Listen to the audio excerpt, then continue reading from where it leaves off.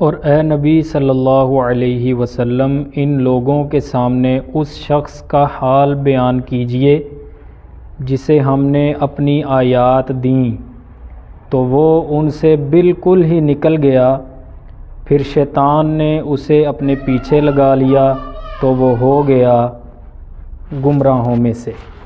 और अगर हम चाहते तो इन आयात के साथ उसे बुलंद कर देते, लेकिन वो ज़मीन की तरफ झुक गया और अपनी ख्वाहिश के पीछे लग गया।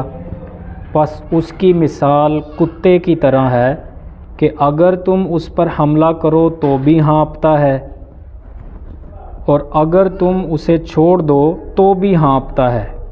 ये उन लोगों की मिसाल है जिन्होंने हमारी आयात को झुटलाया। सो तुम ये बयान सुना दो ताकि वो गौर व फिक्र करें।